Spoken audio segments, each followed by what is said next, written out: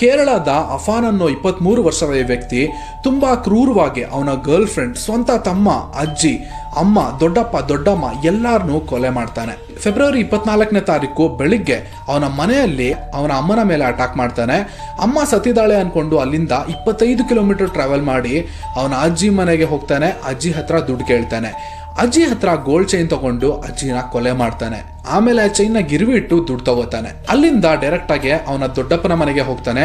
ಮೊದಲು ದೊಡ್ಡಪ್ಪನ ಮೇಲೆ ಅಟ್ಯಾಕ್ ಮಾಡಿ ದೊಡ್ಡಪ್ಪನ ಸಾಯಿಸ್ತಾನೆ. ಆಮೇಲೆ ಅಡ್ಗೆ ಮನೆಯಲ್ಲಿರೋ ದಮ್ಮನ್ನು ಸಹ ಸಾಯಿಸ್ತಾನೆ. ಅಲ್ಲಿಂದ ಮತ್ತೆ ಮನೆಗೆ ರಿಟರ್ನ್ ಹೋಗ್ತಾನೆ. ಹೋಗ್ಬೇಕಾದ್ರೆ ಗರ್ಲ್ ಫ್ರೆಂಡ್ಗೆ ಕಾಲ್ ಮಾಡಿ ಮನೆಗೆ ಬಾ ಅಂತ ಕರೀತಾನೆ. ಅಷ್ಟರಲ್ಲಿ ಅವನ ತಮ್ಮ ಸ್ಕೂಲಿಂದ ಮನೆಗೆ ಬಂದಿರ್ತಾನೆ. ಈಗ ಅವನಿಗೆ ತುಂಬಾ ಕ್ಲೋಸ್ ಆಗಿರೋ ಅವನ ತಮ್ಮನ್ನೇ ಕೊಲೆ ಮಾಡ್ತಾನೆ. ಹಾಗೆ ಅವನ ಗರ್ಲ್ ಫ್ರೆಂಡ್ ಸಹ ತುಂಬಾ ಕ್ರೂರವಾಗಿ ಕೊಲೆ ಮಾಡ್ತಾನೆ. ಆಮೇಲೆ ಇವನು ಪಾಯ್ಸನ್ ಕುಡಿದು ಡೈರೆಕ್ಟ್ ಆಗಿ ಅಲ್ಲಿಂದ ಪೊಲೀಸ್ ಸ್ಟೇಷನ್ಗೆ ಹೋಗ್ತಾನೆ. ನಡೆದಿದ್ದೆಲ್ಲ ಹೇಳ್ತಾನೆ. ಆದ್ರೆ ಇವನ್ನ ಹಾಸ್ಪಿಟಲ್ಗೆ ಕರ್ಕೊಂಡು ಹೋಗಿ ಟ್ರೀಟ್ಮೆಂಟ್ ಕೊಡಿಸ್ತಾರೆ.